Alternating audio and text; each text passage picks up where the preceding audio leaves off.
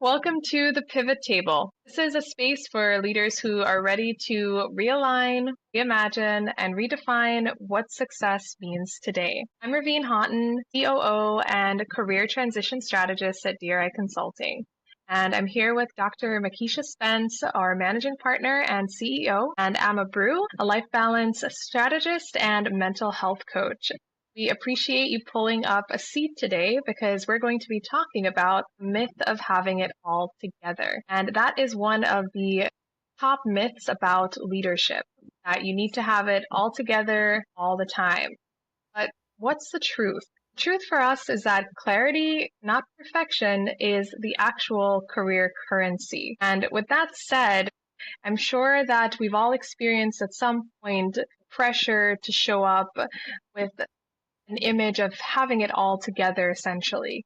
So whether that's showing up in a meeting, a Zoom call, or even on social media, projecting an image of strength, not struggle, which begs the question of why do leaders feel the pressure to perform success?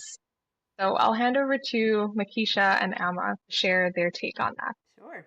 So I think that there is that expectation that if we look like we have it all together, we actually do. So, I mean, fundamentally, that's what that particular perception is about. So we try to dress a particular way, we try to speak a particular way, we communicate and project confidence in some cases because we believe that in doing that, people will trust us and they'll believe that we actually have it under control and it's handled, when in reality, it's actually very different. So if persons don't feel that they can trust you to be genuine and authentic, they're not going to trust you because they're going to believe what they're looking at is a veneer. And this is not, this is not a reality that is alien to a lot of people because we are socialized to telegraph that we have it all together. Society, in many ways, and I hate generalizations, but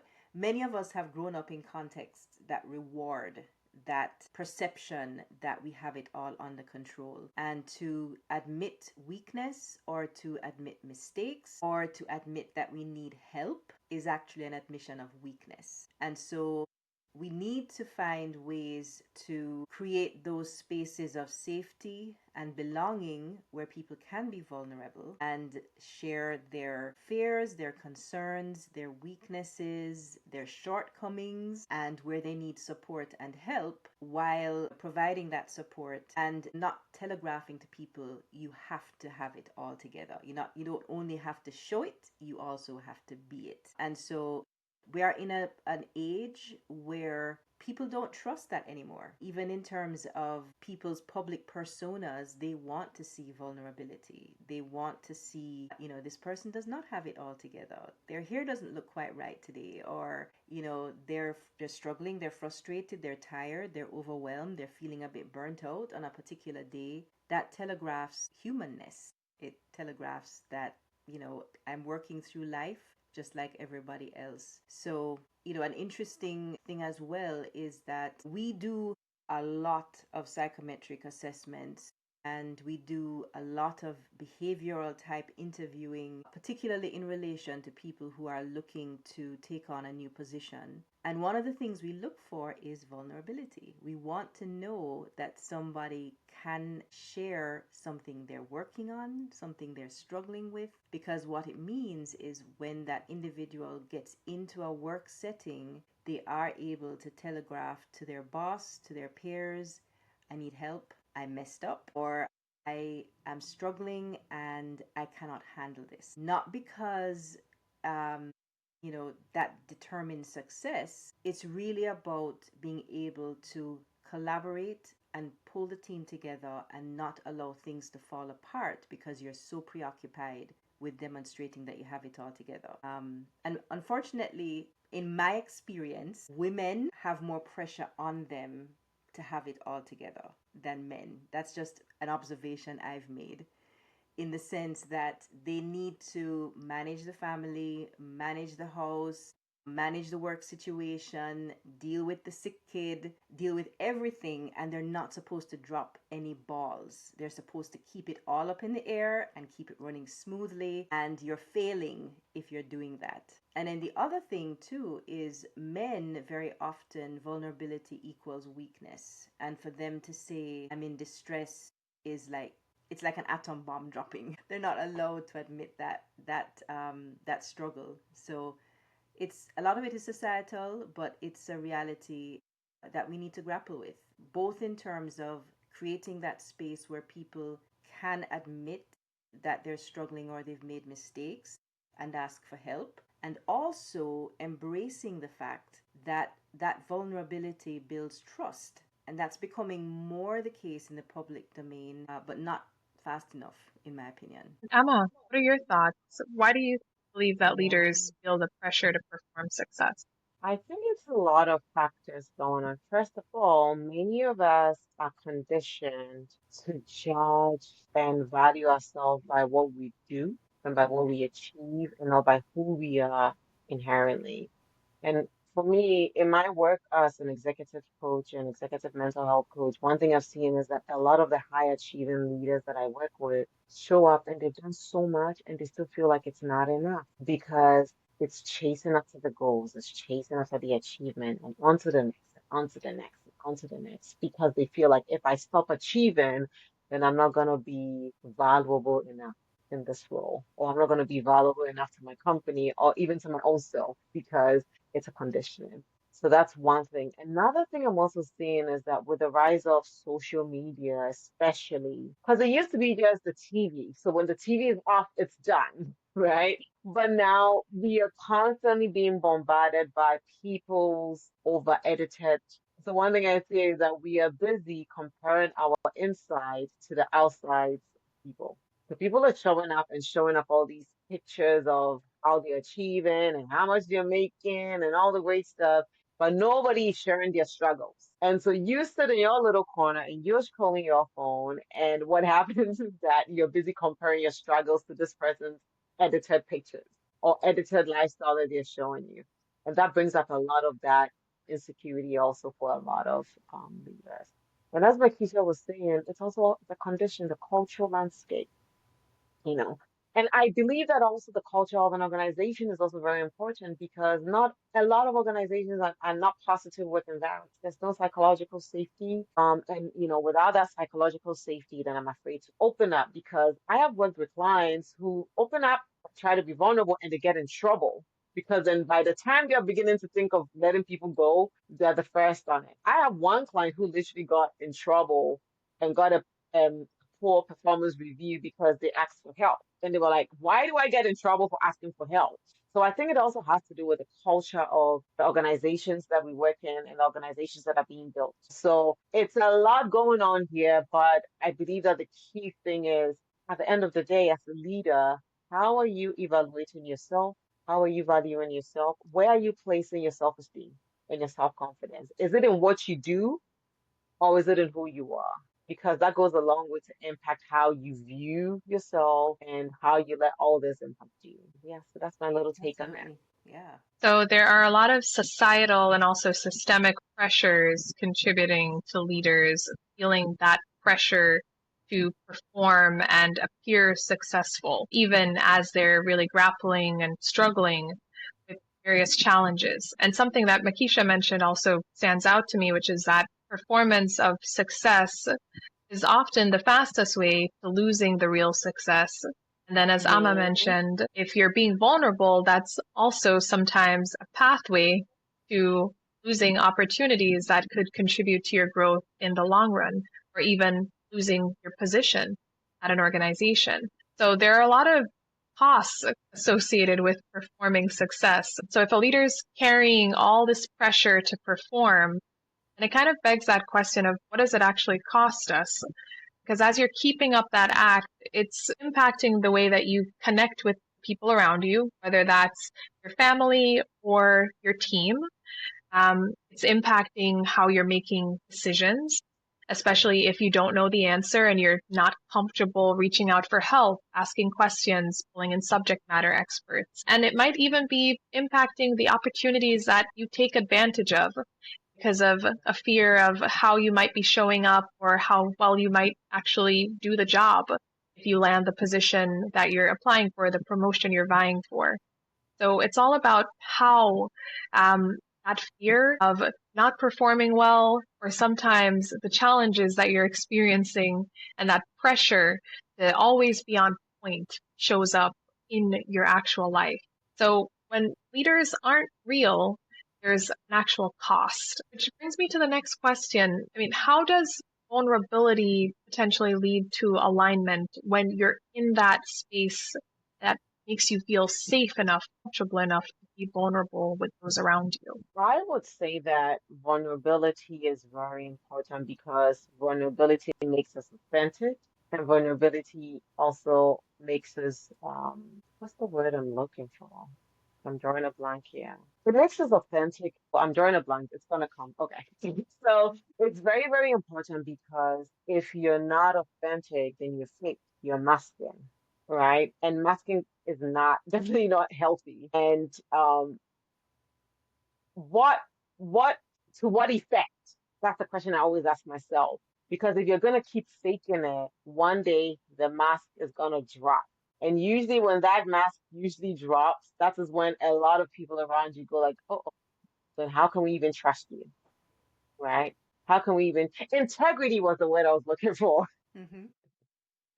So vulnerability is also connected to our self-integrity, right? So to comment on this, I believe that organizations need to create that safe space, that psychological safety, so the leaders can be vulnerable, can show up and not be afraid to speak up. However, systemic change is hard, right? And even as a leader, if you feel this is important, it's really hard for you to change the system.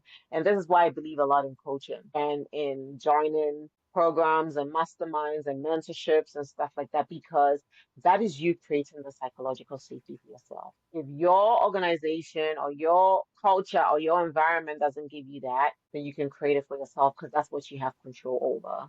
Because at least if you have a place where you can go to and show up and let it all out, you can walk away with the clarity and with the confidence that you need to move forward. So that would be my take on it. But it's very important because to be a respected leader who is believed to be a leader who shows up with integrity, vulnerability is definitely very important. You need to be able to be vulnerable enough to hold the mirror in front of you, right? And to get all the insights that you need for your decision making and for everything that you do as a leader. Yeah, I mean, there are clients I've engaged with who have opted not to do something because they're convinced they're going to fail.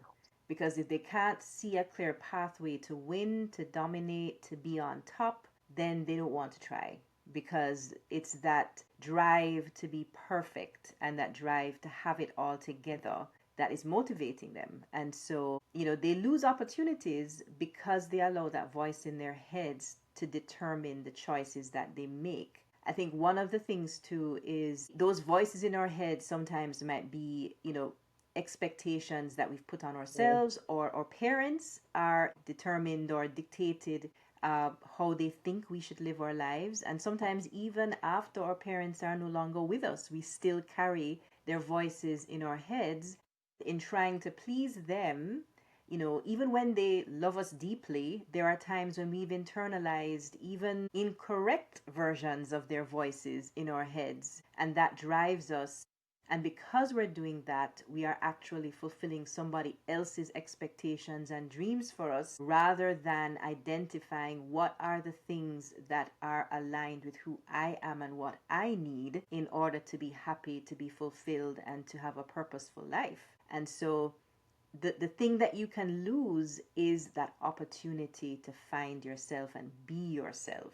And the other thing too is because we can be so preoccupied with having it all together and winning and showing that we're checking the boxes and meeting the goals, we lose the joy that comes with the journey and that messiness of figuring it out and making mistakes and failing over and over and using the knowledge from those failures to then move forward. I think all of us have heard, that argument that success is built on massive failure over and over again. So it's from learning from those failures that we then are able to innovate, because fail often, fail fast, learn the lessons, pick ourselves up, and then keep going. And you lose those opportunities if you're so preoccupied with having it all together. So I think, that's a big part of the value of authenticity and the value of making mistakes and the value of not having it all together. You lose the trust of people, but you also lose Mhm. opportunities to grow and to change. I think about, I'm learning Spanish. So I'm using an app to learn Spanish. And I went into it and I was like, oh, this is so easy because, I did it in high school and, I can do it and it's great. The exercises are easy. But of course, as I progressed, I realized I am struggling. I'm not getting it. And even, being out and listening to people speaking, I realized that my conversational Spanish is not very good. But the only way I am going to become fluent in Spanish is to have conversations with people who are fluent and sound silly and make terrible mistakes and use words that are inappropriate in terms of grammar and that kind of thing. But I'm not going to learn until I venture into those conversations where I'm not going to get it right, but I'm going to learn. And the same principle applies. So I think one of the big value adds of being willing to be vulnerable and to ask for help is that you learn and grow. Yeah. And Makisha, as you're sharing that, what's also coming to my mind is what is leadership, Mm-hmm. right? And how are we defining leadership? Because it seems like a lot of people define leadership by the role that they Yes. occupy. Yes. Because now I'm an executive, now I'm a manager, now I'm a supervisor, right? Mm-hmm. But this is where we also want to really, allow people to really clarify how they're defining their who they are as a leader and what leadership is, because it's not about keeping a facade and having a title. Yes. It's about because transformational leadership, that's how I define leadership is it's about showing up authentically and Mm-hmm. embodying, right? Embodying what you're trying to give people and helping the people around you to also step into their power. Absolutely. So if we can also get to the place where we are defining leadership properly, where it's not about a role that we have or a position that we have, but it's about making impact and leaving a legacy and, impacting the world and impacting people and empowering people to step into their power, to live out their life fully, then we realize that it takes that pressure away because it becomes less about a facade and a picture and an image that we're keeping, and it becomes more about how can I show up so I can build rapport and connect with people and give them everything that they need so that they can be empowered to do great things. So it's less about me showing up like I'm empowered because I'm trying to keep up an appearance, and it's more about us showing up again back to authentically and vulnerably because some people will connect with you if you're authentic and you're supportive and you're vulnerable and you show up as a true self. It's easy for people to really connect with you at a deeper level and you can support them to do great things.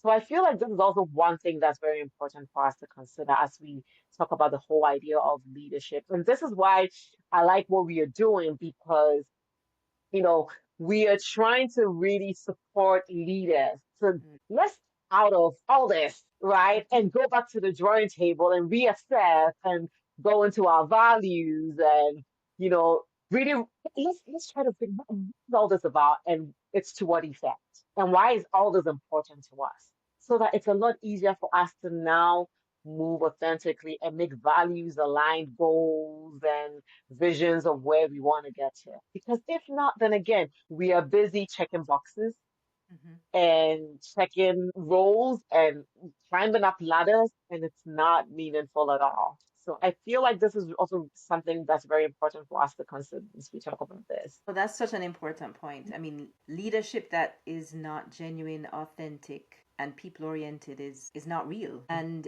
what it brings to mind is, how we approach leadership in DRI consulting. We have a leadership lab.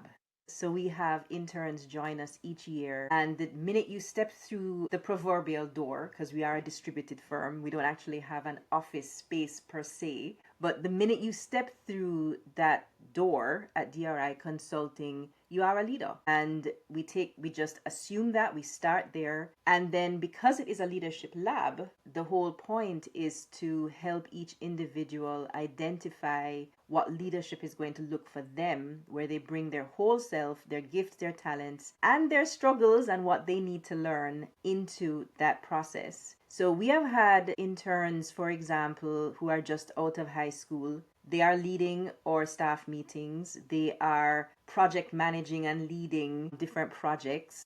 And we support them, we train them, but they are leading. They're leading themselves, they're leading teams, they're leading projects. And part of that leadership is taking ownership of the thing, the role and the projects, but ultimately it's being able to say, I'm clear about what I'm expected to do, but most importantly is that I'm going to show up consistently and I'm going to be honest, vulnerable, and authentic about where I'm at and what help I need. So I think that I love the fact that you start to clarify what we mean by leadership. We don't necessarily mean someone who is, at the top of their game in an organization, has been working for 40 years necessarily. It's whoever has interest and curiosity about building that muscle of showing up consistently and authentically to make a difference and to help to empower people. So I think that's a really, really important distinction as we think about what we are aiming to do with persons who are thinking about pivoting. So it's being intentional and curious about what does leadership look like for you now, and what is your vision of what leadership will look like for you in the future. It's not the leadership where somebody marches in and dictates to everybody what they must do and how they must behave. Unfortunately, for many, our visions or understanding of leadership is being the tough guy who, directs and demands and points the way without recognizing it really is about the people. And working with and through others to accomplish goals in alignment with values that people subscribe to. So I think that's a really important distinction. Yeah. And both of you have mentioned so many powerful and impactful things relative to pivot journeys, as well as, the myth of just needing to have it all together and the importance of vulnerability along the way. And the top two things that I'd say really stood out to me are the importance of having a strong community. And that doesn't just mean the people that you're working with. It could also look like having a mentor, somebody who's in a similar position at a different organization of a similar size. It could also be having an executive coach in your corner. Or in our case, joining our Ascend Leadership Pivot program, which is a holistic, high-level career transition experience that is really centered on empowering leaders and professionals who want to really reclaim that balance and confidently step into whatever comes next with clarity, community, and purpose. And the other thing is the opportunity to really slow down and consider how things are going for you. What's really contributing to your pivot journey at this point, and doing an audit. Who are the voices that you're listening to at this point? What are they saying? What are the messages that are coming through to you and that are guiding your next steps, or even just guiding how you feel about your pivot journey, guiding your mindset towards the approach that you're taking? So with that said, we are really curious to hear from our viewers. What is one way that you have given yourself permission not to have it all together recently? It's one thing that you've done. Please share this in the comments. Your story, your insights might be exactly what somebody needs to hear right now. So with that said, if this conversation really connects with you, please download our free Pivot Readiness Guide or sign up for our Leadership Pivot webinar where you can learn more about the Ascend program. And remember, you don't need to have it all together. You just need to take your next step. Thank you for joining us.